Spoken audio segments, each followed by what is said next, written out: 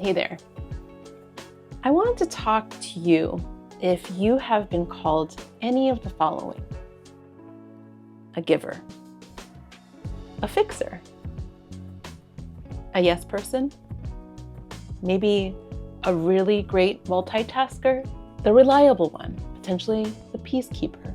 Yes, these are all identities, roles that we may take in our lives, but also a telltale sign that you might be doing too much.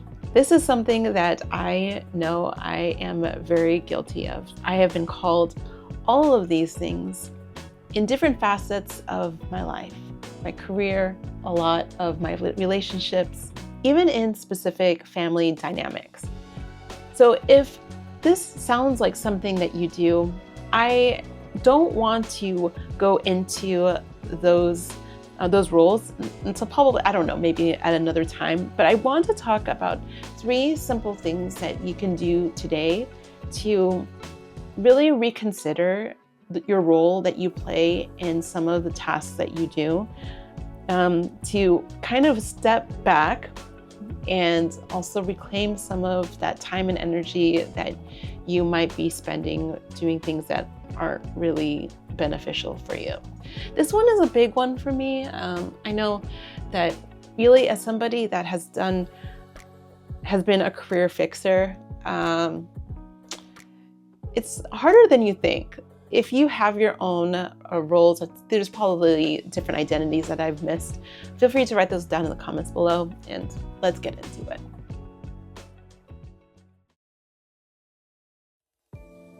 So the first thing that you really need to do as somebody that does too much is just stop. Stop right there. Stop. Wait a minute. And literally, that's what you need to do. I think that as somebody that is ready on a whim to take the reins is not always the best thing. So taking a few moments to hold back is really, really hard for some of us, but necessary. I can't tell you how many times I would go to work and I would be the first person to say, yeah, I'll do it. And I thought that I was just being that person that could do no wrong. But the issue that that we may face is you might not be the right person to do the job, even though you know that you can do it. Like a family setting, a lot of the times let's say we see somebody struggling, one of the first things that you want to do is kind of take their burden away from them, which is like such an endearing thing to do, but sometimes it is a lot of energy, and that's why you need to stop and regroup. That's all I'm saying.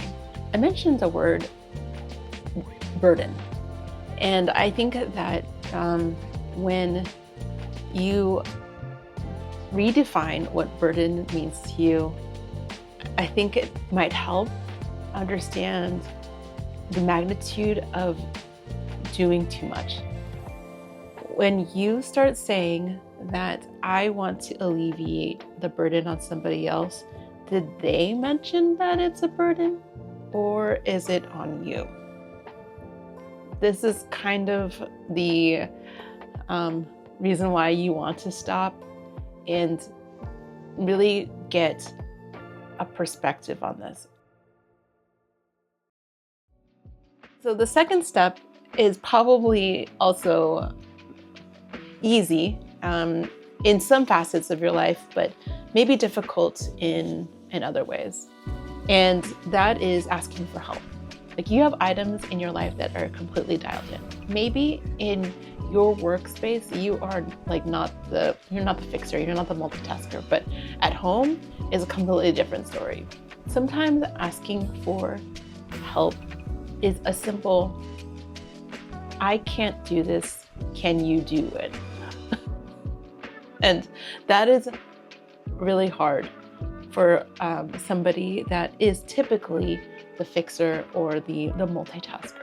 One thing that I would often do is in the same aspect of taking on too much responsibility is knowing that, yeah, there are other people that can do the work, and directly speaking to them and saying, hey, would you be able to take on this task? And most likely they could. And you have to brace yourself for a positive or negative outcome. And I think that's where the folks that are yes people or peacekeepers, mediators, they don't like to know those specific outcomes. And that's where it gets really, really harmful, because you don't allow other people to grow with by you taking on too much. This also, if depending on the magnitude of your, I haven't mentioned this word, enabling, is that you might need to seek further help beyond this conversation with you and I, but it might be some underlying issues that you have carried that make you believe that you can't successfully combat conflict in the most positive way. And not to say that fixing things or being able to do a lot is a bad thing. It's just that you need to be able to protect that time and energy that can cause, ultimately resentments in your relationships or even at the workplace. And you don't want to be that burden, right? If you ask for help and it is not a positive outcome or it's not what you expected, you can still go back to number one, which is stop. Regroup, really step back, and then go forward into this fun exercise, which is the if this, then what? If not this, then what? I think that this exercise is such a helpful tool for somebody that takes on way too much. One thing that I have actually caught myself doing is justifying other people's feelings for to try to keep the peace between other conflicted parties. And I didn't realize this until I actually saw myself making excuses for actions that really weren't my fault or I had no responsibility for. And so when I think back at this specific scenario, if I don't speak on behalf of this person, then what would happen? There could be a bigger conflict that these two people need to handle. If I do decide to butt in, maybe it would reduce their conflict, or it would continue to allow this relationship that is not manifesting in the way that you define to flourish in the way that they need it to. It's weird talking about this because I feel like as somebody that is a perceived fixer or mediator, the expectation is that you know everything that is right, and you are all-knowing, which is really, unfortunately, I'm sorry, that is not always the case. When we actually practice this whole scenario, if this, then what? It sounds like an Excel spreadsheet. If this, then this. It gives us an opportunity to take back and reclaim some of these ideas, especially when we're adults, that other people should incur consequences as they go through them. This is the art of stepping back. And I know that this is really difficult, and you may feel that by you stepping back is going to ruin the rest of the world. Unfortunately, I've lived long enough to know that that doesn't actually happen always. We actually are able to survive and maybe even thrive when you start stepping back and actually be vulnerable to delegating tasks to other people.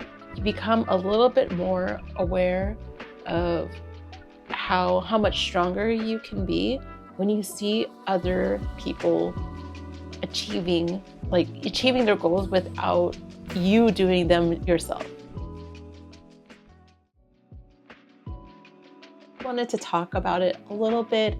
I know that I'm missing, this is such a loaded conversation to have, but I hope that you take a moment today to really step back and if you need help, ask for it. But also just start thinking about those, when you do stop, figure out what you are sacrificing, supposedly, to for what reasons are you doing that? Are you really helping the problem or situation at hand, or is it something that you are trying to avoid? And that's a bigger conversation. And maybe we'll have a conversation sometime soon. Let me know down in the comments below. Anyways, I will talk to you more later. Fixer, you fixer you.